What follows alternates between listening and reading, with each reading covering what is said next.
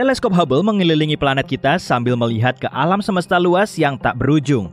Karena terletak di luar atmosfer bumi, Hubble bisa melihat lebih jauh daripada teleskop di darat, sebab di atas sana tidak berawan. Teleskop ini membantu kita mengonfirmasi teori lubang hitam supermasif di pusat galaksi. Selain itu, teleskop Hubble juga yang menemukan sekian banyak galaksi baru, termasuk yang tertua di dunia, yang umurnya sekitar 8 miliar tahun lebih tua daripada galaksi kita. Tapi, mari kita pergi 25 tahun cahaya ke bintang istimewa lainnya. Fomalhaut. Ini adalah salah satu bintang paling terang di langit malam dan letaknya di konstelasi Ikan Selatan. Bintang ini hampir 2 kali lebih besar dan lebih berat dari matahari. Jika dilihat dari jauh, kamu bisa melihat cakram kuning cerah di sekelilingnya. Itu adalah cakram puing yang dipenuhi bebatuan angkasa dan ukurannya sangat besar. Lebarnya kira-kira 25 kali jarak bumi ke matahari. Para ilmuwan penasaran apakah semua debu angkasa ini akan bercampur menjadi satu dan membentuk planet suatu hari nanti? Akan tetapi, mereka melihat hal lain. Di sana, melewati bebatuan itu, ada objek misterius yang sangat besar. Sebuah titik kuning besar yang mengorbit bintang. Objek ini seolah meluncur di sekitar gelanggang es kosmik. Jadi, pada tahun 2008, para ilmuwan mengumumkan mereka telah menemukan eksoplanet yang dinamai Fomalhaut B. Itu adalah planet pertama di luar tata surya kita yang bisa kita lihat dengan mata kepala sendiri. Beratnya masih sulit diperkirakan, mungkin setara 2 planet Mars disatukan, dan letaknya lumayan jauh dari bintang induknya. Sekitar 4 kali jarak matahari ke Neptunus. 1 tahun di planet ini akan sama dengan 1.700 tahun di bumi. Umur seluruh manusia masih balita jika tinggal di sana. Jadi, tersisa satu pertanyaan. Apakah planet ini benar-benar ada? Para ilmuwan berdebat tentangnya. Dan pada tahun 2012, teleskop Hubble yang terpercaya menemukan sejumlah data baru. Planet ini memang sudah ada sejak lama. Jika planet ini berbentuk raksasa gas layaknya Jupiter atau Saturnus, berarti umurnya masih sangat muda, 10 kali lebih muda dibanding bumi. Dan semua debu di sekitarnya terlihat bersinar tanpa henti. Artinya, kamu tidak boleh melepas kacamata hitammu di sana. Tapi sekarang, planet itu hilang lagi. Hanya menyisakan donat puing bebatuan. Jadi, mungkin planet itu dihancurkan asteroid raksasa, seperti asteroid yang melenyapkan dinosaurus dari muka bumi, atau mungkin hancur oleh planet pengembara. Planet pengembara adalah planet yang terbang mengelilingi galaksi tanpa orbit jelas. Mungkin hanya debu yang tersisa dari tabrakan ini, atau mungkin ada ketidakseimbangan di inti planet ini, sehingga meledak dari dalam. Para ilmuwan kini meyakini bahwa sejak awal, Fomalhaut B memang bukan planet, melainkan hanya sisa-sisa 2 bebatuan besar yang hancur menjadi satu. Dari jauh, tabrakan masif semacam itu hanya akan terlihat seperti titik kuning.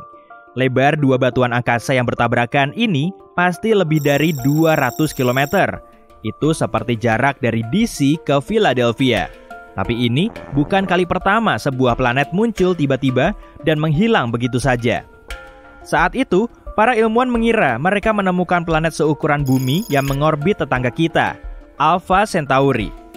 Mereka menyebutnya Alpha Centauri BB. Agak kurang kreatif ya. Tapi pada akhirnya ternyata planet itu tidak ada. Ups, ilmuwan juga bisa membuat kesalahan, sama seperti kita semua. Belum lama ini mereka memperkirakan ada kehidupan di Venus. Mereka menemukan jejak suatu gas, fosfina, yang bisa menjadi tanda kehidupan. Kabar ini menjadi berita hangat kala itu. Tapi kemudian, seseorang memutuskan untuk memeriksa ulang datanya. Memang ada sedikit jejak fosfina, tapi tidak sebanyak yang mereka kira.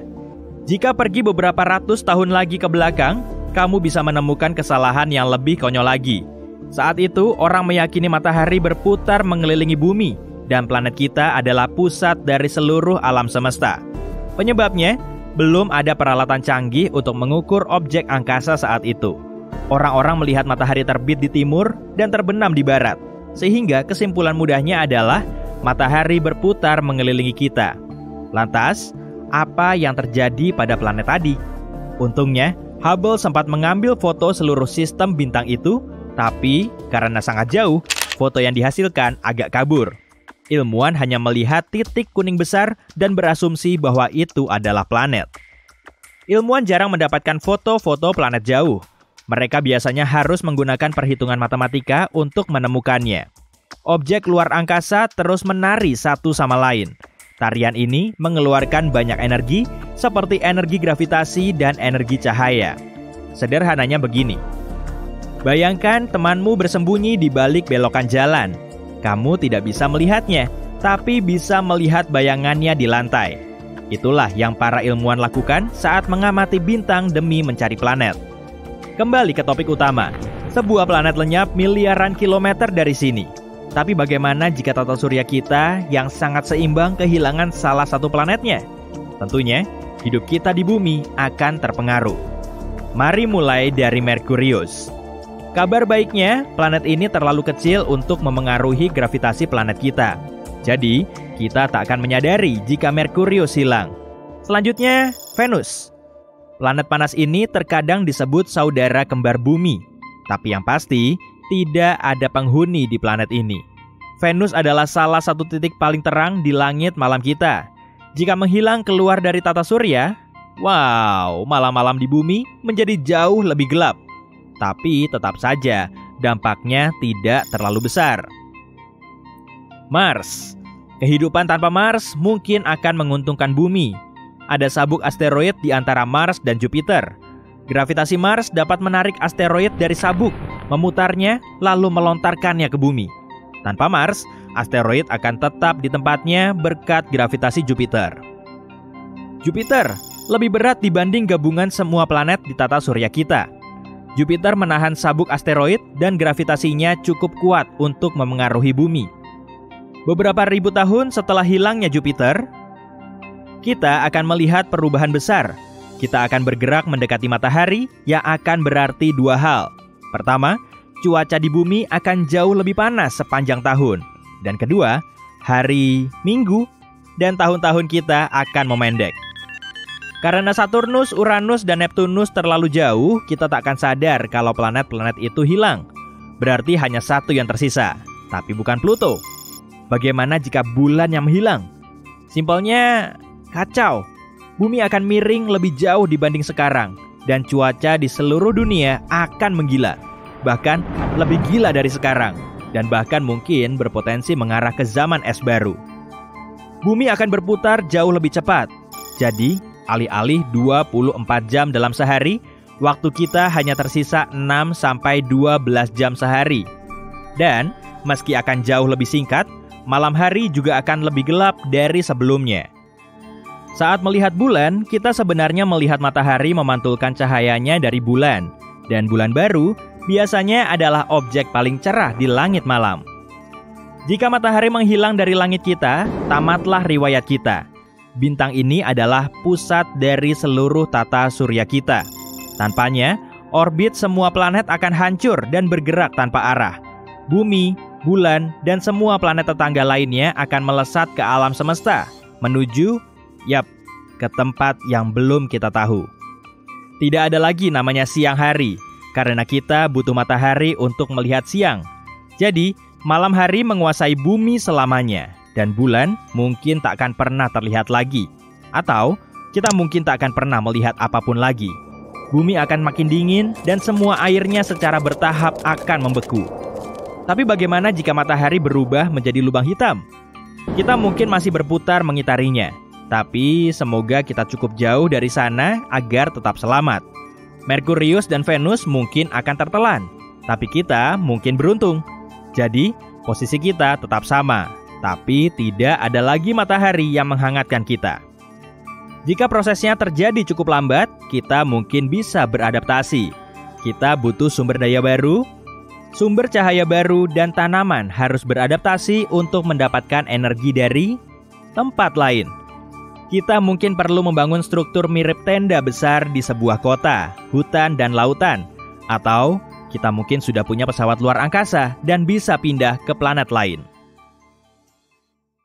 Setelah ilmuwan menetapkan 8 planet dan 200 satelit di tata surya, kita jadi makin tahu soal semesta ini. Tapi ternyata sebagian besar misterinya masih belum terkuak. Pemahaman kita masih sangat minim dan diduga tata surya kita punya planet ke-9. Ilmuwan menyebutnya sebagai planet X atau planet Nine. Planet yang belum ditemukan ini kemungkinan ada di luar Neptunus. Orbit asteroid dan planet kerdil di situ telah berubah tanpa diketahui alasannya. Bisa aja kan, di situ memang ada planet X. Cerita soal planet misterius ini sudah ada sejak lebih dari seabad yang lalu dan pencetusnya adalah Percival Lowell. Dia memang ngefans berat dengan ruang angkasa. Selain kumisnya melipis, uang di dompetnya juga nggak pernah tipis. Namanya juga orang kaya kan? Dengan uangnya itu, dia mendirikan observatorium di Arizona yang khusus meneliti pergerakan Uranus dan Neptunus. Gaya gravitasi kedua planet ini lebih lemah dari planet lain di tata surya kita. Dan kemungkinan besar di situ ada objek raksasa yang menariknya keluar dari lintasan. Pada tahun 1906, Lowell mengusulkan teori kalau di luar Neptunus kemungkinan ada planet. Dan planet ini telah menjadi biang kerok atas terjadinya fenomena aneh di area tersebut. Lowell kemudian menamainya sebagai planet X. Lalu pada tahun 1930, Clyde Tombaugh menemukan Pluto di Observatorium Lowell. Pola orbit aneh itu pun akhirnya bisa dicari tahu. Tim Lowell sangat antusias menyambut penemuan ini, tapi euforia mereka nggak bertahan lama. Rupanya ukuran Pluto terlalu kecil dan planet ini nggak cukup ngefek bagi planet lain di sekitarnya. Jaraknya juga terlalu jauh dan lagi-lagi mereka dibikin bingung. Kalaupun memang ada, planet X diperkirakan 10 kali lebih besar dari Bumi dan radiusnya 4 kali lipatnya. Planet ini mengorbit matahari minimal selama 10.000 tahun dan jaraknya dari matahari kurang lebih 200 kalinya bumi, atau 600 satuan astronomi dari pusat tata surya kita. Buat tambahan aja nih, satu satuan astronomi setara dengan jarak dari bumi ke matahari. Kesannya kok jauh banget ya? Padahal sih enggak. Jarak antar objek di ruang angkasa biasanya diukur dalam satuan tahun cahaya. Dan satuan astronomi jauh lebih kecil. Oke, kita ambil contohnya pada objek terjauh yang teramati dari bumi, alias galaksi GNZ11. Sip, galaksi ini berjarak 32 miliar tahun cahaya. Meski begitu, ilmuwan masih bisa mendeteksinya via teleskop. Padahal 1 tahun cahaya aja sama dengan 63.241 satuan astronomi. Kalau teknologi kita bisa mendeteksi galaksi sampai sejauh itu, lalu kenapa para ilmuwan belum bisa mengungkap misteri planet X? Mungkin karena planet ini memang nggak pernah ada. Teori planet X banyak ditentang pada tahun 1989, dan gaya gravitasi misterius di Neptunus terbukti cuma mengada-ada. Parahnya lagi, ukuran Neptunus telah salah dikalkulasi. Voyager 2 kemudian terbang ke planet ini untuk menentukan ukuran yang sebenarnya. Foto terbaru yang diambil akhirnya bisa ngejelasin gaya gravitasi misterius itu yang rupanya nggak dipengaruhi oleh planet X. Tapi nggak cukup sampai di situ aja, karena teori planet ke-9 lagi-lagi mengemuka sekitar 10 tahun yang lalu. Meski teori Lowell terbukti salah, keyakinannya soal planet X ini bisa benar. Pada tahun 2015 lalu, astronom Michael Brown dan Konstantin Batygin membuktikan adanya gaya gravitasi misterius di Neptunus. Sejumlah satelit Neptunus mengorbit secara tegak lurus dan fenomena langka ini cuma teramati di area tersebut. Gerakan gugusan asteroidnya juga khas dan pastinya nggak akan mungkin cuma asal gerak. Malahan ada juga loh satelit yang arah geraknya berlawanan dari matahari, nggak seperti kebanyakan objek lain. Ada juga planet kerdil Sedna yang tertarik ke suatu objek bersama 6 planet kerdil lain. Dan semua planet kerdil ini bergerak ke arah yang sama. Brown dan Batygin bukan cuma astronom ecek-ecek, keduanya sangat disegani di bidangnya. Nama Konstantin Batygin sendiri pernah termuat di majalah Forbes sebagai salah satu dari 30 ilmuwan berpengaruh di dunia. Sedangkan Mike Brown telah menggolongkan Pluto sebagai planet katai. Udah jelas lah ya, pendapat mereka pasti sangat kuat dan gak cuma isapan jempol. Tapi keberadaan planet X cuma bisa dibuktikan dengan pencarian yang tentunya sangat sulit dilakukan karena mereka perlu menggunakan metode transit fotometri. Jadi intinya, mereka perlu mengamati sejumlah bintang dalam waktu lama serta mendeteksi cahaya redup yang terpancar. Cahaya yang meredup ini bisa saja disebabkan oleh planet yang menghalangi objek lain. Kalaupun memang begitu, berarti keberadaan planet X juga bisa dibuktikan.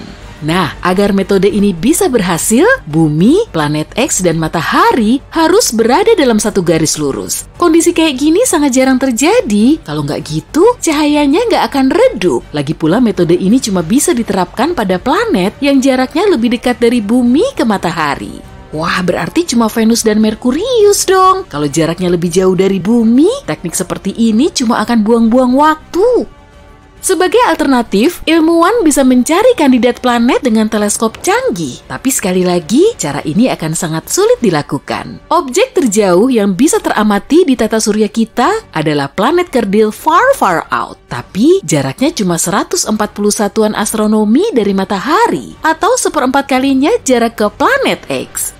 Kita bisa melihat benda karena adanya cahaya. Dan matahari bisa terlihat jelas karena telah memancarkan cahaya kuat, sedangkan bulan cuma memantulkan cahaya matahari, kemudian bisa kita lihat. Sebetulnya cahaya bulan lebih redup dari objek lain di langit malam, pantulan cahayanya kelihatan lebih terang karena posisi bulan lebih dekat dengan bumi. Tapi kalau jaraknya lebih jauh, sudah pasti akan kelihatan lebih redup.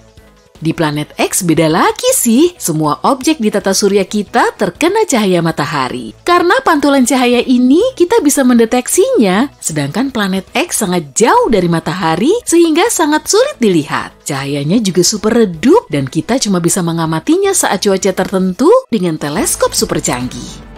Brown dan Betty Jean telah mendirikan teleskop Subaru yang paling top di puncak gunung berapi Dorman di Hawaii. Teleskop besar ini mampu menangkap sinar lemah dari objek langit yang sangat jauh, tapi lokasinya perlu dicari tahu dulu. Sebelum mereka benar-benar tahu lokasi planet X ini, semua prosesnya akan sulit terrealisasikan. Selain itu, planet X ini terlihat paling cerah cuma selama 3 malam setiap tahun. Proses pencariannya memang nggak mustahil, tapi sangat sulit dilakukan. Malahan, kebanyakan astronom udah nyerah. Mereka menganggap planet X nggak pernah ada, dan akhirnya menyimpulkan kalau itu cuma mitos. Menurut teori terpopuler, gaya gravitasi misterius itu disebabkan oleh lubang hitam kecil. Lubang hitam ini bisa menarik planet ke dalam, tapi nggak apa-apa, ukurannya cuma kecil kok. Dan nggak bisa tiba-tiba nyedot planet ke dalamnya. Jadi, bumi kita masih aman seenggaknya sampai sekarang.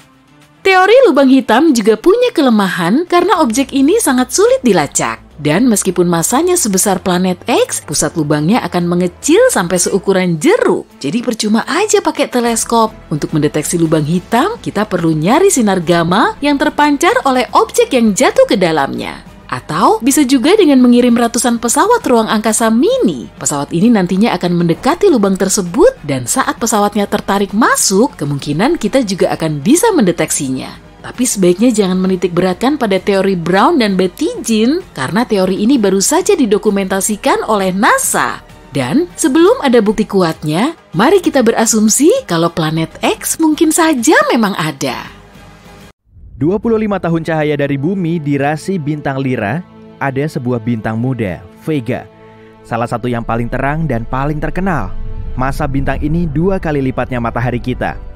Begitu cerahnya, Vega bahkan masih terlihat saat senja, ketika bintang lain menghilang dari langit. Meski terkenal, astronom belum pernah melihat satupun planet mengorbit Vega. Tapi, tidak lagi. Para peneliti telah mengamati Vega selama 1 dekade dan mereka melihat sinyal aneh. Mungkin ini planet pertama Vega yang kita tahu. Jika memang ada, mungkin ini adalah tempat yang luar biasa. Planet ini mungkin mengorbit begitu dekat dengan Vega, sampai 1 hari di sana setara 2,5 hari di bumi. Planet ini mungkin seukuran Neptunus. Raksasa es ini 4 kali lebih luas dari bumi, atau bahkan sebesar Jupiter. Tapi hal paling mengesankan dari planet potensial ini adalah suhunya. Planet ini bisa menjadi dunia kedua terpanas yang diketahui para ilmuwan. Di permukaan, suhunya dapat mencapai 3.000 derajat Celcius. Sebagai perbandingan, suhu permukaan planet terpanas di tata surya, Venus, tidak sampai di atas 480 derajat Celcius. Satu-satunya yang lebih panas mungkin adalah Kelt 9b. Suhu di eksoplanet ini selalu di atas 4300. Lagi pula, planet potensial ini pasti lebih dekat ke Vega dibanding Merkurius di tata surya kita ke matahari. Hasilnya, ukuran planet ini mungkin raksasa dan mengembang mirip balon. Logam pun akan meleleh akibat panas atmosfernya. Sayangnya, keberadaan planet panas ini belum terkonfirmasi. Menurut para astronom, cara termudah membuktikannya adalah dengan melihat cahaya yang dipancarkan planet unik ini. Dan selagi membahas planet, apa ada dunia di luar sana yang mirip bumi? Para astronom telah menemukan dan mengonfirmasi lebih dari 4.000 eksoplanet. Tapi tentu masih ada ribuan kandidat yang menunggu giliran untuk ditemukan. Yang pasti, tidak semua planet ini mirip bumi kita. Tapi ada beberapa. Contohnya, Gliese 667 cc. Jarak planet ini dan bumi hanya 22 tahun cahaya. Para ilmuwan belum yakin apakah planet ini berbatu, tapi mereka tahu planet ini 4 kali lebih besar dibanding bumi. Bintang Gliese 667 cc adalah katai merah, jadi suhunya di bawah matahari kita. Oleh karena itu, eksoplanet ini mungkin berada di zona layak huni bintangnya, tapi teori ini belum dipastikan. Planet seperti bumi itu mungkin bergerak terlalu dekat dengan bintangnya sehingga terus-menerus terpanggang apinya. Kepler 22b lebih jauh lagi dibanding planet yang barusan. Kalau ingin ke sana, kamu harus menempuh perjalanan 600 tahun cahaya. Dunia ini yang 2 kali lipat lebih besar dari bumi, terletak di zona layak huni bintangnya. Tapi masih belum jelas apakah planet ini berupa cairan, gas, atau berbatu. Kepler 69c hampir 70% lebih besar dari planet kita dan letaknya amat sangat jauh, 2.700 tahun cahaya. Kamu butuh 54 juta tahun untuk menempuh jarak ini, naik pesawat luar angkasa modern. Penelitian belum tahu Kepler 69c terbuat dari apa, tapi menurut mereka, planet ini ada di zona layak huni. Dalam skala tata surya kita, letaknya seperti Venus. Tapi karena kecerahan bintangnya cuma 80% matahari, planet itu seharusnya tidak terpengaruh oleh panas bintangnya. Kepler 452b adalah planet paling mirip bumi yang telah ditemukan astronom sejauh ini. Letaknya 1.400 tahun cahaya dari planet kita. Bintangnya sangat mirip matahari kita. Planet ini berputar di zona layak huni dan ukurannya 1,5 kali lipat bumi. Menurut para ilmuwan, Kepler 452b mungkin adalah planet berbatu. Apa salah satu dari planet-planet selain bumi ini mampu menampung kehidupan? Ada 24 planet super berpotensi layak huni, dan salah satu darinya memenuhi bukan 1, melainkan 2 kriteria dari para astronom. KOI 5715.01 sudah berumur 5,5 miliar tahun dan sekitar 2 kali ukuran bumi. Planet ini mengorbit katai oranye yang jaraknya sekitar 3.000 tahun cahaya dari planet kita. Suhu permukaannya mungkin 2 derajat lebih dingin dibanding bumi. Tapi karena atmosfernya menyekap panas lebih baik, tempat ini sangat layak huni. Planet layak huni lainnya adalah KOI 5554.01. Planet ini agak lebih tua daripada planet kita, yaitu 6,5 miliar tahun dibanding 4,5 miliar tahun. Ukuran eksoplanet ini mungkin setara bumi dan mengorbit bintang katai kuning. Suhu rata-rata di permukaannya adalah 27 derajat Celcius. Apa saja planet yang terlihat dari bumi? Merkurius adalah yang terdekat ke matahari di tata surya kita. Tapi karena begitu dekat dengan matahari, kita hanya bisa melihatnya setelah matahari terbit di pagi hari dan saat senja. Dari dekat, tempat ini mirip bulan yang kita kenal. Planet ini tidak beratmosfer dan suhu di permukaannya ekstrim, yaitu 427 saat siang dan minus 179 di malam hari. Venus adalah objek langit paling terang kedua setelah bulan dan merupakan salah satu tetangga terdekat planet kita. Venus juga yang paling mirip dengan bumi dari segi gravitasi, ukuran, massa, dan kepadatan rata-rata. Sayangnya, kita tak akan bisa melihat permukaan Venus dari bumi. Lapisan awan yang tebal menyelimuti planet ini. Jupiter bisa menjadi objek ketiga atau keempat paling terang di langit. Semua tergantung Mars, yang kadang bersinar lebih terang daripada Jupiter. Kita bisa melihat Jupiter dengan baik saat musim kemarau. Fitur planet gas raksasa yang paling terkenal ini adalah titik merah besarnya, yaitu badai besar yang telah bergelora di permukaannya selama berabad-abad. Meski planet terbesar di tata surya ini terlihat mirip bola padat, kamu tak akan bisa mendarat di permukaannya. Sebagian besar Jupiter terbentuk dari gas, seperti helium dan hidrogen. Saturnus adalah planet terbesar kedua di tata surya dan terakhir dari kelima planet yang dapat terlihat dari bumi dengan mata telanjang. Saturnus sangat jauh dari bumi, tapi cincin uniknya membantumu mengenali planet kolosal ini dengan cepat. Sayangnya, fitur terkenal Saturnus ini hanya terlihat lewat teleskop. Bukan cuma itu, lebih dari 700 bumi bisa muat di dalam Saturnus. Pada saat yang sama, densitas gas raksasa ini hanya 1/8 bumi, sehingga massa Saturnus hanya 95 kali lebih besar daripada planet kita. Di tata surya, planet mana yang lebih dekat satu sama lain? Para astronom meyakini Merkurius adalah yang paling dekat dengan kita dibanding planet lain di tata surya. Mengejutkan sekali, sebab bagaimana dengan Venus? Venus mengorbit matahari di antara Merkurius dan bumi. Jadi, bukankah seharusnya lebih dekat? Venus memang lumayan dekat, tapi hanya untuk waktu yang sangat singkat dalam orbitnya. Sementara sisanya terbilang jauh. Sementara orbit Merkurius tidak membuatnya bergerak terlalu jauh dari matahari sehingga lebih dekat ke bumi. Prinsip yang sama juga berlaku pada planet lain. Bahkan si gas raksasa Neptunus lebih jauh dari Uranus dibanding dari Merkurius. Seringnya dua planet besar ini berada di sisi berlawanan dari tata surya. Satelit mereka terkadang saling mendekat, tapi ini sangat jarang terjadi. Bagaimana dengan planet di luar tata surya? Para astronom baru-baru ini menemukan dua dunia yang mengorbit bintang yang sama. Orbit keduanya sering begitu dekat, hingga planet-planet itu terlihat mirip bulan purnama besar dari masing-masing permukaannya. Itu terjadi setiap 97 hari di bumi. Jarak keduanya sekitar 1.200 tahun cahaya dari bumi. Komposisi dan ukurannya berbeda, tapi jarak di antara keduanya hanya 2 juta kilometer. Itu 5 kali jarak antara bumi dan bulan, serta lebih dekat dibanding pasangan planet lain yang diketahui astronom. Salah satu planet yang baru ditemukan punya ukuran 4 kali lebih besar dari bumi kita dan kemungkinan berbatu. Sementara yang lainnya adalah planet gas seukuran Neptunus dan hampir 8 kali lipat ukuran bumi. Para ilmuwan belum tahu kenapa objek luar angkasa dengan perbedaan jauh ini bisa berada di orbit yang sama.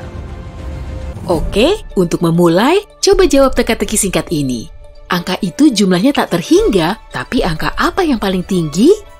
Jawabannya angkasa. Paham kan? Angka angkasa. Oke, mari kita kembali ke topik. Air adalah dasar dari kehidupan manapun di alam semesta. Jadi, planet berpotensi yang tidak berpenghuni harus memiliki air untuk mendukung keberlangsungan kehidupan. Banyak sekali syarat dan ketentuan yang harus ada, planet itu harus berada di zona layak huni bintang. Barulah, suhu dan tekanan atmosfer di permukaan planet itu sesuai bagi bentuk kehidupan sederhana untuk mulai berkembang. Kalau terlalu dekat ke bintang, airnya akan menguap sehingga samudra dan lautan mustahil terbentuk. Inilah yang terjadi di Venus. Ukuran dan massa Venus mirip dengan bumi, tapi letaknya terlalu dekat dengan matahari dan tak satu pun kehidupan bisa bertahan di permukaannya. Kalau terlalu jauh dari bintang, calon planet kita akan terlalu dingin. Air hanya tersedia dalam bentuk es di permukaan planet seperti ini, tapi mungkin saja ada air cair yang jauh di bawah permukaan. Neptunus adalah salah satu contohnya. Selain itu, calon planet ini harus padat dan memiliki atmosfer yang melindunginya dari radiasi matahari, serta memungkinkan organisme hidup untuk bernapas. Di galaksi kita saja, bintang yang ada tak terhitung jumlahnya. Kamu tak akan bisa menghitung semuanya dengan pasti. Di dekat tiap bintang ini, mungkin ada suatu planet yang memenuhi syarat. Planet-planet ini disebut eksoplanet. Dan beberapa di antaranya mungkin berada di zona layak huni dan memiliki segala hal yang bisa mendukung terbentuknya kehidupan. Dari sekitar 4.500 eksoplanet yang telah diketahui, para ilmuwan berhasil mengidentifikasi 24 planet super layak huni. Ini adalah jenis planet yang cocok untuk keberadaan dan keberlangsungan hidup yang bahkan melebihi bumi. Planet seperti ini harus 2 kali lebih berat daripada bumi dan 1,3 kali lebih besar. Jika ukurannya lebih besar, gravitasinya akan lebih kuat dan atmosfernya akan lebih padat dan hangat. Semua ini akan memastikan luasnya keberagaman semua organisme hidup di planet ini. Selain itu, kita harus memperhatikan bintang induk yang dikitari planet super layak huni ini. Dan ini penting, harus ada warung nasi Padang di sana. Idealnya, bintang induk ini harus lebih kecil daripada matahari dan memiliki masa hidup setidaknya 15 sampai 30 miliar tahun. Sebagai perbandingan, umur matahari kita hanya tinggal 10 miliar tahun. Dan butuh sekitar 4 miliar tahun sampai bentuk kehidupan kompleks muncul di sini. Bintang seperti matahari bisa kehabisan bahan bakar terlebih dahulu sebelum ada kehidupan berkembang di eksoplanetnya. Para ilmuwan menyarankan kita untuk berfokus pada bintang Katai. Ukurannya lebih kecil dan tidak secerah matahari. Tapi, rentang hidupnya bisa mencapai 20 sampai 70 miliar tahun. Dengan begini, organisme hidup akan punya cukup waktu untuk berkembang dan berevolusi. Kondisi iklim di planet super layak huni juga akan berbeda. Suhu rata-ratanya 4,5 derajat Celcius lebih tinggi dibanding bumi. Dan di sana juga harus ada lebih banyak air dalam bentuk awan, cairan, dan kelembapan. Kondisi seperti inilah yang paling mendukung keanekaragaman hayati. Jadi, seluruh planet akan terlihat seperti hutan tropis di bumi. Ke-24 kandidat planet yang bergelar lebih baik dari bumi ini, terletak lebih dari 100 tahun cahaya dari kita. Dan dengan munculnya penemuan teleskop generasi baru, kita mungkin bisa mengetahui dengan tepat apakah di sana sudah ada kehidupan dan apakah kondisinya cocok untuk manusia. Nah, sekarang mari kita kunjungi beberapa eksoplanet yang layak huni. T-Garden B. Ini adalah eksoplanet yang mengitari bintang Katai merah sekitar 12 tahun cahaya dari tata surya. Biasanya, Katai merah dapat memancarkan suar yang merusak atmosfer planet di orbitnya. Tapi bintang induk ini tenang dan relatif pasif. T-Garden B memiliki massa yang hampir sama dengan bumi. Planet ini mengitari penuh bintangnya dalam waktu sekitar 5 hari. Yap, kamu tidak salah dengar, setahun di T-Garden B sama dengan kurang dari seminggu di bumi. Pegangan yang erat ya. Planet layak huni terjauh adalah Kepler 1638b. Letaknya di konstelasi Sinus, hampir 3000 tahun cahaya dari kita. Planet ini termasuk dalam kelas superbumi, lebarnya 2 kali lipat dan beratnya 4 kali lipatnya planet asal kita. Gravitasi di sana akan terasa lebih kuat, bahkan lompatan biasa akan jauh lebih sulit bagimu dibanding di bumi. Meski begitu, jika planet ini benar-benar layak huni, kehidupan setempatnya akan terbiasa dengan kondisi seperti itu. LHS 1140b, planet ini sangat berbatu dan padat. Meski ukurannya hanya 40% lebih besar daripada bumi, beratnya 7 kali lipat bumi. Gravitasinya kuat di sini sekitar 3,25. Sebagai perbandingan, saat lepas landas naik pesawat terbang, kamu mengalami tambahan beban 1,5 gravitasi. Jadi, di planet ini, kamu hampir mustahil berdiri tegak. Karena masanya yang besar, planet ini memiliki atmosfer lebih tebal, dan karena efek rumah kaca, suhunya mungkin di sekitar -7 derajat Celcius. Dan planet ini cukup cepat dalam mengelilingi bintangnya. Planet ini berputar penuh hanya dalam 24 hari. Sekarang, mari kita lihat konstelasi Aquarius. Ada planet Katai ultra dingin, TRAPPIST-1. Planet kecil ini mengorbit di zona layak huni. Masanya 3 kali lebih ringan dari bumi, suhunya mirip dengan bumi, tapi gravitasinya hanya setengah bumi. Tapi kita akan tetap merasa nyaman di sana. Kamu ingat orang-orang yang pernah pergi ke bulan? Di sana gravitasinya hanya 16% dari bumi. Itulah yang membuat para astronaut bergerak sangat lucu. Kepler 452b berada dalam sistem yang seperti kakaknya tata surya kita. Bintang induknya hanya 11% lebih tua dari matahari kita, dan planet ini hampir 2 miliar tahun lebih tua dari bumi. Eksoplanet itu sendiri berusia 6,5 miliar tahun, sementara bumi 4,5 miliar. Tapi, kakak tata surya kita ini sangat jauh dari sini. Jika kita melaju dengan kecepatan pesawat luar angkasa New Horizon, dibutuhkan sekitar 26 juta tahun untuk sampai ke sana. Jadi jangan lupa bawa bekal nasi padang tadi ya.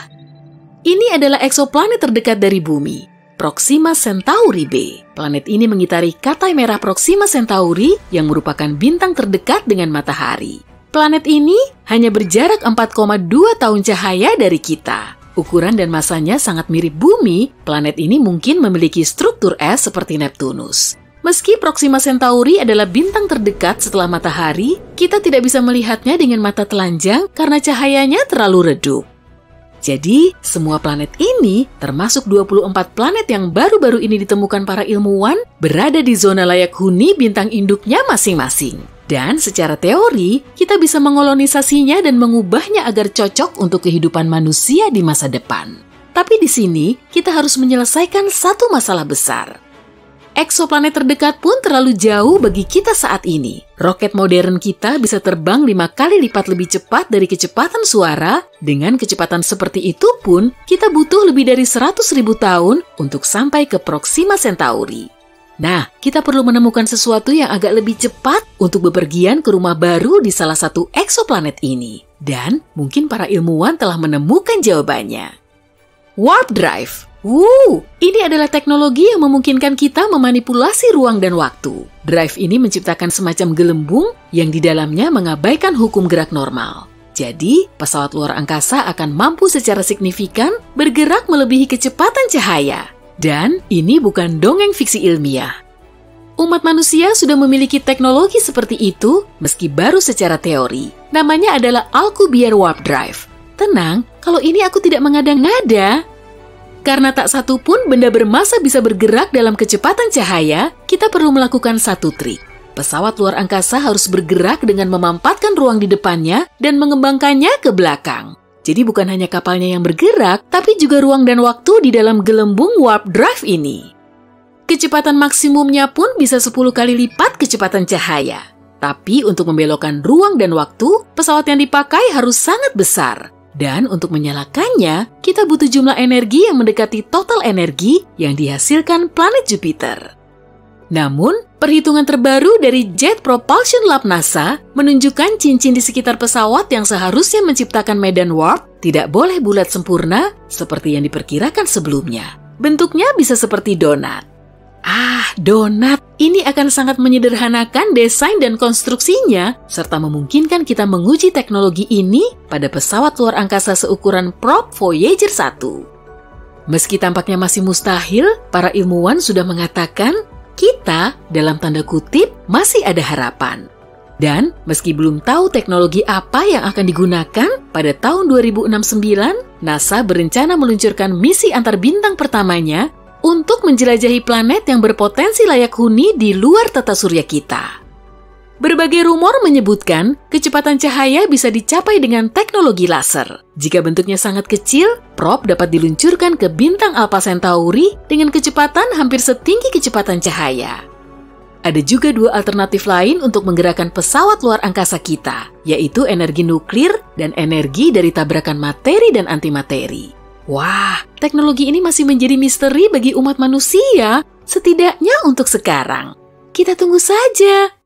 Kita sedang menembus ruang angkasa pada kecepatan cahaya. Perjalanan sengebut ini dari bumi ke matahari cuma perlu waktu selama 8 menit. Tapi untuk sampai ke destinasi kita kali ini, waktu tempuhnya selama 35 tahun. Itu pun masih sangat cepat. Bisa kebayang nggak tuh? Roket konvensional aja perlu waktu sampai 600.000 tahun untuk menempuh perjalanan yang sama. Wah, sip, udah sampai aja nih. Sistem bintang ini sangat mirip dengan tata surya kita dan para ilmuwan memprediksi kalau di sini kemungkinan ada kehidupan seperti di bumi. Di pusat sistem bintangnya terdapat katai merah seukuran 30% lebih besar dan lebih berat dari matahari. Yang jauh lebih menarik justru semua planet di sekitar bintang ini. Ada L9859b yang ukurannya kurang lebih sebesar Bumi dan Mars, tapi sangat ringan, masanya cuma setengahnya Venus. Di planet berbatu ini nggak akan mungkin ada kehidupan karena lokasinya terlalu mepet dengan bintang induk dan suhunya sangat panas, bahkan sampai 100 derajat lebih tinggi dari suhu maksimum oven. Organisme yang berani coba-coba hidup di situ akan langsung gosong.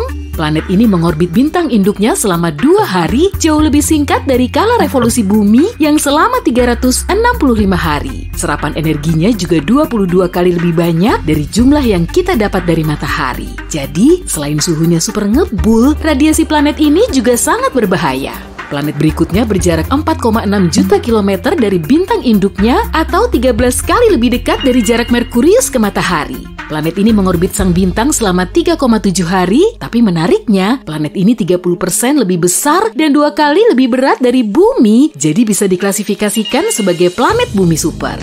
Planet seperti ini kemungkinan besar banyak mengandung air dalam wujud beku, metana, dan hidrogen. Ketiga unsur ini sangat penting bagi terbentuknya kehidupan. Banyak ilmuwan meyakini peradaban ekstraterestrial bisa hidup di planet bumi super. Tapi karena bobotnya sangat berat, gaya gravitasinya juga super kuat. Peradaban yang hidup di dalamnya mungkin nggak bisa terbang keluar angkasa karena mereka akan sulit keluar dari jeratan gravitasi planet bumi super. Meski begitu, di planet ini nggak akan mungkin ada kehidupan, lokasinya masih terlalu dekat dengan bintang induk. Sama seperti di tata surya kita, suhu di kedua planet terdekatnya juga super ngebul. Tapi planet ketiga ini kelihatan lebih menjanjikan sih. L9859d, bobotnya hampir 2 kalinya bumi dan ukurannya 50% lebih besar. Para ilmuwan memperkirakan sekitar sepertiga masanya kemungkinan berupa air. Sementara total massa air di bumi kita cuma sekitar 0,02%. Air memang jadi syarat utama bagi terbentuknya kehidupan. Dan di planet ini keberadaannya masih menjadi tanda tanya. Mungkin ada di permukaannya, tapi suhu tinggi bisa mengubah lautan luas menjadi awan uap raksasa. Siapa tahu di bawah permukaannya juga ada air. Intinya sih kita belum tahu pasti. Oke lah, kita beralih ke planet berikutnya aja. Planet baru ini termasuk di dalam kelas Venus Super dan dijuluki sebagai L9859e. Permukaannya berbatu-batu dan ukurannya 3 kali lebih besar dari bumi. Sebagai Venus Super, planet ini terbilang cukup berat dan punya lapisan atmosfer. Kondisi di sini lebih mirip seperti rumah kaca karena di atmosfernya terdapat banyak gas. Cahaya bintang bisa menembus lapisannya dan jatuh ke permukaan planet, kemudian memantul ke atas. Tapi, gas padat bisa menahan cahaya di dalam atmosfer, lalu bikin suhunya semakin panas. Efek rumah kaca seperti ini perlu kita hindari di bumi. Selain itu, angin bintang meniupkan uap air dan unsur lain dari lapisan atas atmosfer menuju keluar angkasa.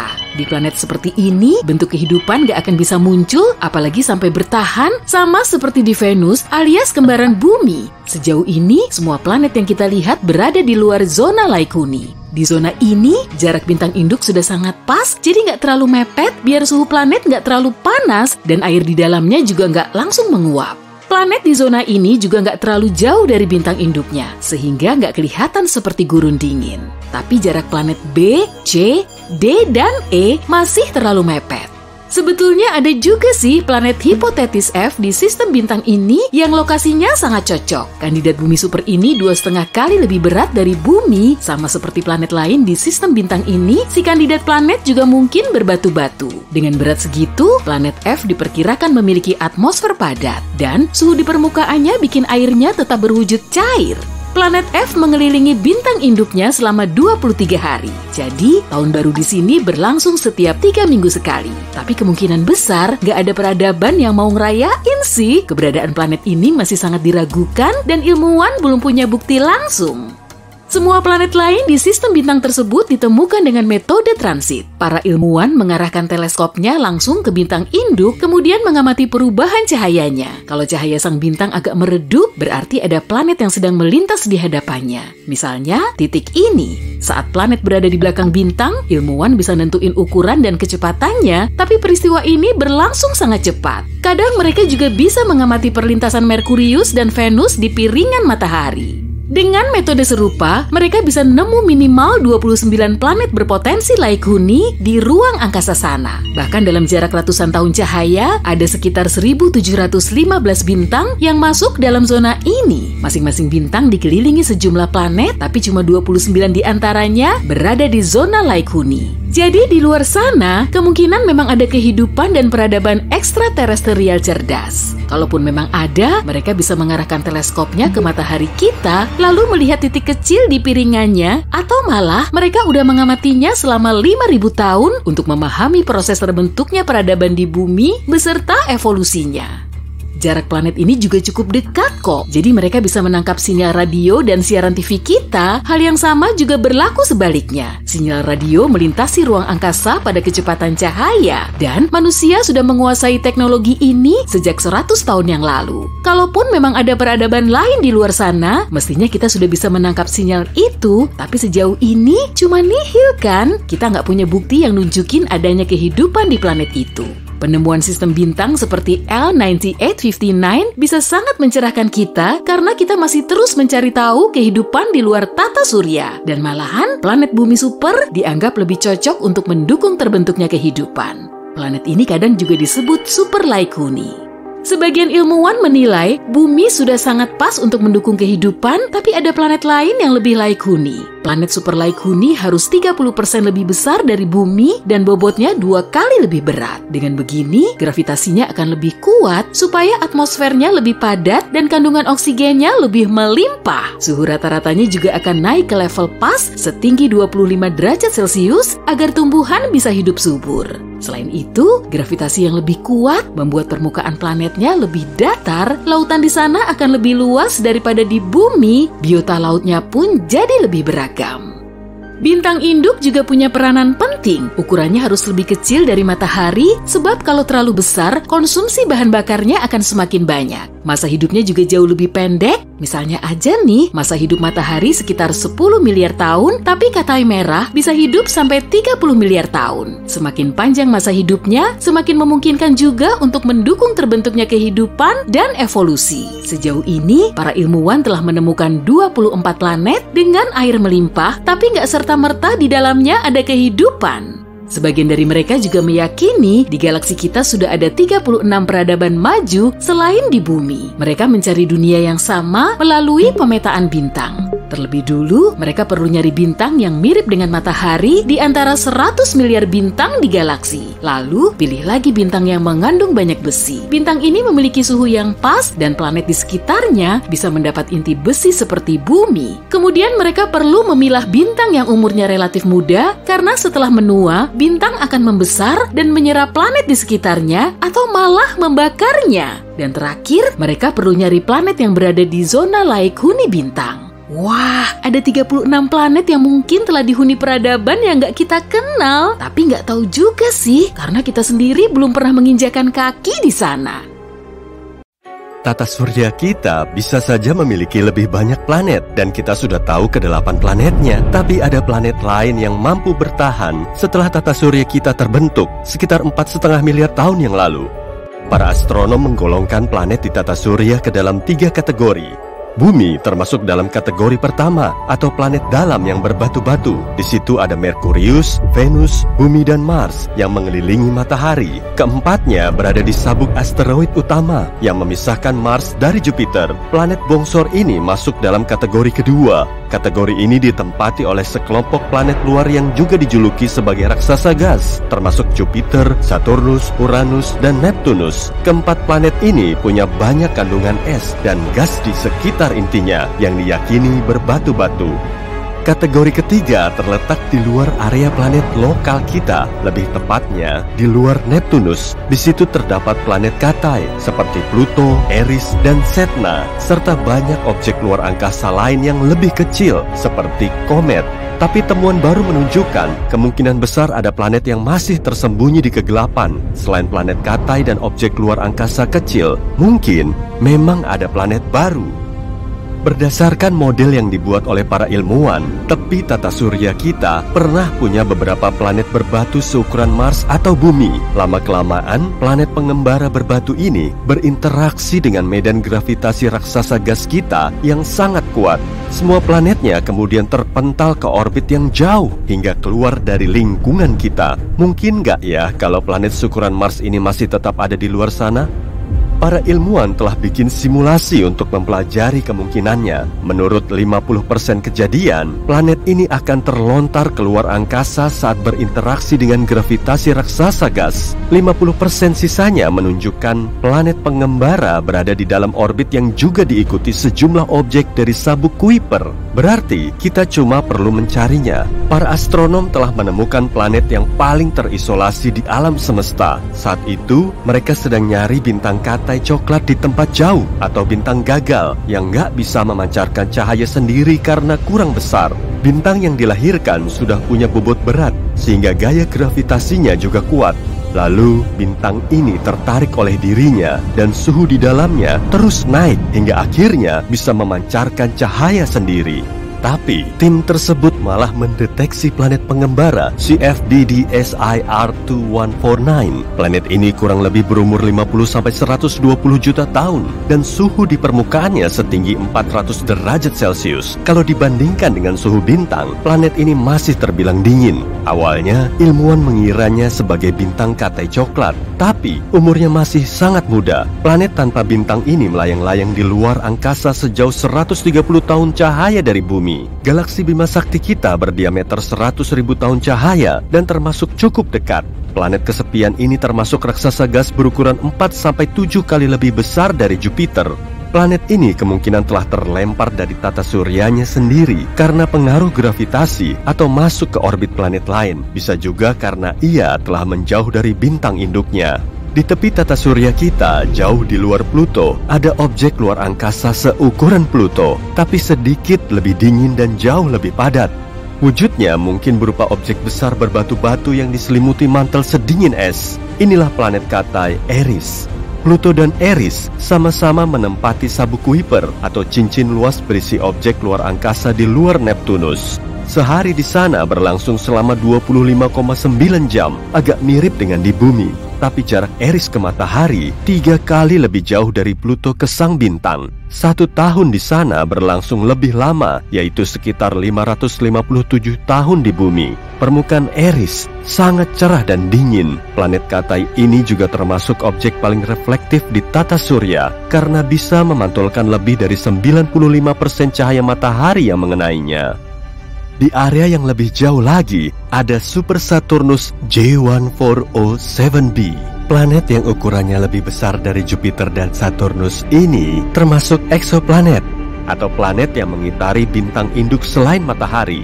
Super Saturnus berjarak 434 tahun cahaya dari bumi di rasi bintang Centaurus. Inilah satu-satunya eksoplanet yang diketahui memiliki cincin mirip Saturnus. Planet ini juga punya sistem cincin yang besar, bahkan 200 kali lebih besar dari cincin Saturnus. Totalnya ada lebih dari 30 cincin yang masing-masing berdiameter puluhan juta kilometer. Di sela-sela cincin ini terdapat celah dan mungkin di situ ada sejumlah satelit menarik alias eksobulan. Kalau Super Saturnus ini bertukar tempat dengan Saturnus biasa, cincinnya akan sangat mendominasi angkasa kita. Cuma dengan mendongak kita akan langsung melihatnya. Pemandangan ini akan sangat menakjubkan karena ukurannya akan jauh lebih besar dari bulan purnama. Para ilmuwan sudah nemu ribuan planet di luar tata surya kita. Sebagiannya bisa sepadat besi, tapi sebagian lainnya sangat ringan. Lalu ada juga planet panas GJ1214b yang ukurannya lebih besar dari bumi dan lebih kecil dari Uranus. Jaraknya 4 tahun cahaya dari kita di rasi bintang Ophiuchus. Planet berair ini diselimuti atmosfer tebal yang diameternya 2,7 kalinya bumi. Bobotnya sendiri hampir 7 kali lebih berat dari planet kita. Kemungkinan besar planet ini terbentuk di area yang jauh dari bintangnya. Di situ kemungkinan juga banyak mengandung es cair. Tapi kemudian GJ1214b bermigrasi ke tempatnya sekarang. Karena suhu permukaannya sekitar 230 derajat Celcius, planet ini terlalu panas untuk ditinggali. Batuan di situ juga jauh lebih sedikit dan perairannya jauh lebih luas. Gimana rasanya ya hidup di planet tanpa daratan kayak gini? Seluruh permukaannya diselimuti lautan. Tekanan dan suhu tinggi di situ membuat airnya super cair serta esnya super panas. Di planet ini juga ada materi eksotis yang nggak bisa kita lihat di bumi.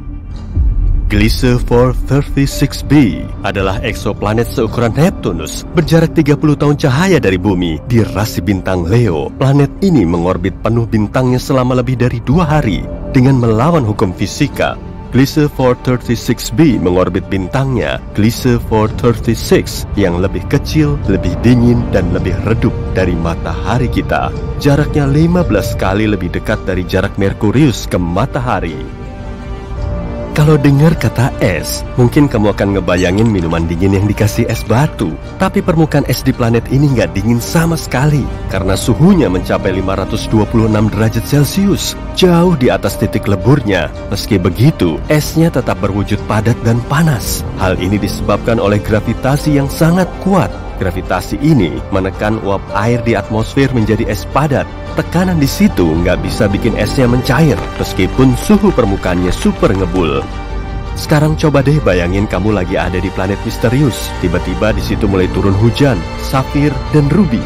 Eksoplanet jauh HATP7b adalah raksasa gas yang jaraknya 1000 tahun cahaya dari bumi, tepatnya di rasi bintang Cygnus. Planet ini 16 kali lebih besar dari bumi dan memiliki cuaca unik disertai badai kencang. Hujan di situ berupa ruby dan safir. Saat malam hari, atmosfernya dipenuhi korundum atau permata mineral yang terbuat dari bahan mirip safir dan ruby. Awan korundum bisa menciptakan pemandangan yang sangat cantik. Permukaan planet ini diterpa angin kencang yang sering berubah menjadi badai kuat, lalu menggerakkan banyak kumpalan awan ke seisi planet. Planet ini memang nggak bisa dihuni, tapi mungkin seru juga ya kalau ada yang datang ke sana kemudian ngambil beberapa bongkah permata. Cuacanya sangat ekstrim dan suhunya melebihi 2500 derajat Celcius. Venus aja yang menjadi planet terpanas di tata surya kita itu cuma bersuhu 475 derajat Celcius. Di hamparan ruang angkasa, kamu bisa melihat titik biru kecil dan cantik di antara kegelapan. Inilah eksoplanet HD 189733b yang terletak 63 tahun cahaya dari bumi, tepatnya di rasi bintang Vulpecula. Tapi planet ini jauh lebih panas dan lebih besar dari bumi, kira-kira seukuran Jupiter. Kala revolusinya selama 2,2 hari di bumi. Orbitnya sangat dekat, hingga posisi planet ini kemungkinan besar nggak bisa berubah. Akibatnya, cuma satu sisinya aja yang menghadap ke bintangnya, sama seperti bulan kita yang cuma nunjukin satu sisinya menuju bumi. Kondisi cuaca di situ sangat ekstrim. Anginnya bertiup hingga 8.700 km per jam, atau 7 kali lipatnya kecepatan suara. Kalau di bumi, angin terkencangnya cuma sampai 370 km per jam. Tapi nggak cuma itu aja, tetes hujan di situ nggak berasal dari air, tapi dari kaca cair. Awannya terbuat dari silikat dan partikel atom. Keduanya merupakan elemen utama yang bikin planetnya berwarna biru kobalt. Jadi warnanya nggak dihasilkan dari lautan seperti bumi kita. Bumi pernah berwarna ungu, tapi kini sebagian besarnya berwarna hijau. Meski diamati dari luar angkasa, hijau yang kita lihat itu berasal dari fotosintesis saat tumbuhan mengubah energi matahari menjadi energi yang mereka butuhkan untuk hidup dan menghasilkan oksigen. Inti dari proses ini yang kemudian menghasilkan warna hijau pada tumbuhan adalah pigmen klorofil. Tapi dulu ada suatu molekul yang bernama retinal. Pigmen ini menyerap cahaya kuning dan hijau, lalu mengubahnya menjadi merah dan biru. Jadi bumi kita pernah kelihatan ungu. Ada juga planet pink GJ504b yang lokasinya sangat jauh di rasi bintang Virgo. Eksoplanet berukuran 4 kali lipatnya Jupiter ini baru terbentuk sekitar 160 juta tahun lalu. Bumi kita aja udah berumur 4,5 miliar tahun. Kalau kita datang ke planet ini, kita akan bisa ngelihat dunia cantik yang bersinar dari panas formasinya. Semua yang ada di sekitarmu akan berwarna magenta.